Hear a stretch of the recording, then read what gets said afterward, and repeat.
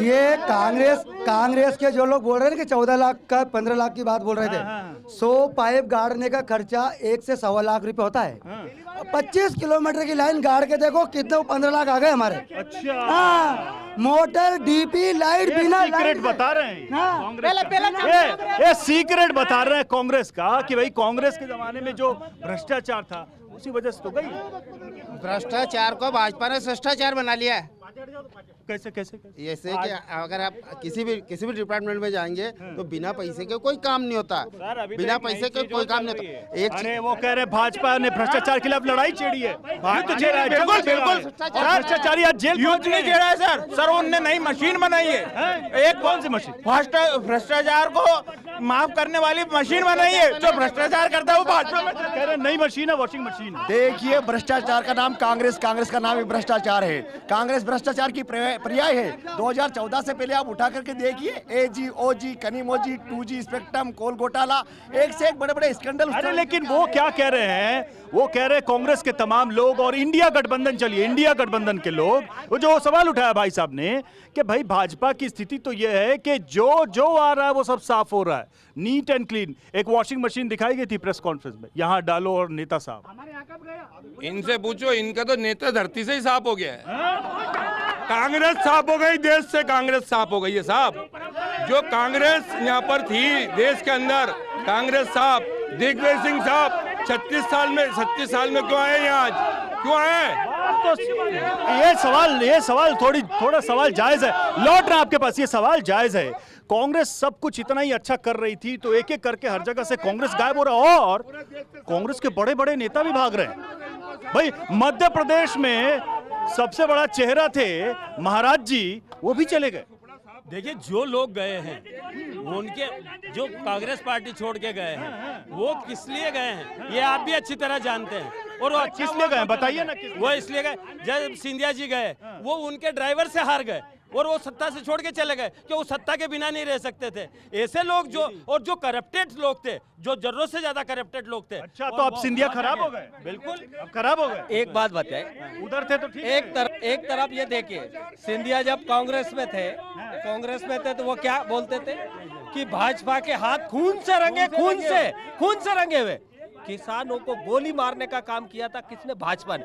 आज सिंधिया बुश में चला गया, बीजेपी में चला गया, तो उस वॉशिंग मशीन में धुल गए तो अच्छा हो गया। अरे ये सब दबाव, ईडी के कारण दबाव। माननीय राहुल गांधी जी का एक पैगाम है, जो हर आंधी से टकराए वो तूफान लाऊंगा। नए अंग्रेज आए, नए गांधी लाऊंगा। वो कह रहे हैं कि गांधी नहीं, वो आंधी है, वो आंधी बता रहे हैं। मैं प्रकाश पुरोहित जी से पूछना चाहता हूँ कि इनके भाई हमारे किसान संघ के अध्यक्ष से भारतीय जनता पार्टी के, हाँ 2 बार के नगर पालिका अध्यक्ष भारतीय जनता पार्टी से बने हैं और ये कह रहे कि भाजपा खराब हो गई है। और एक भी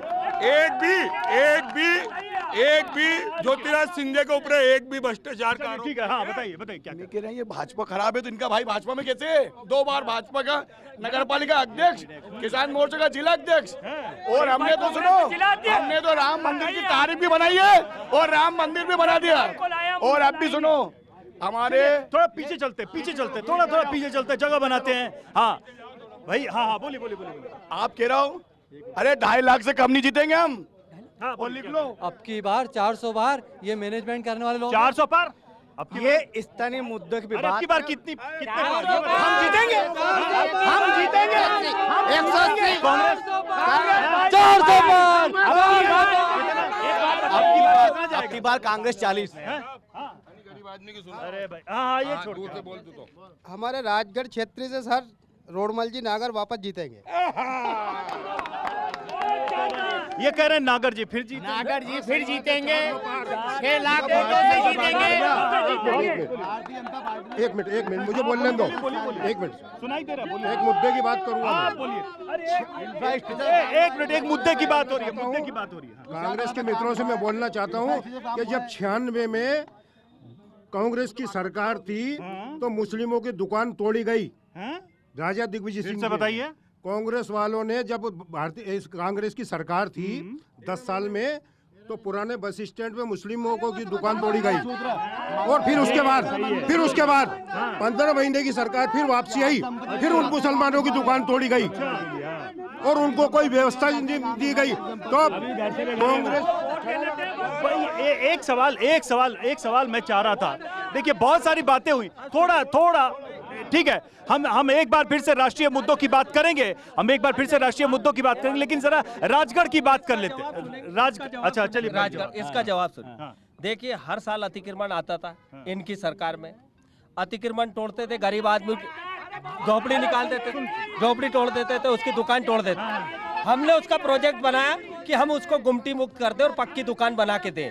हमने दुकान बनाना चालू करा, 300 दुकान बना रहे थे, दुकान बनाने का काम चालू किया और सरकार चली गई, जिसका आज तक ये लोग दुकान नहीं बनने दे रहे। दुकान नहीं बनने, नगर पालिका इनकी है। चलिए हम स्थानीय मुद्दों पे बात करें। मैं चाह रहा था कि थोड़ा स्थानीय मुद्दों की बात करें।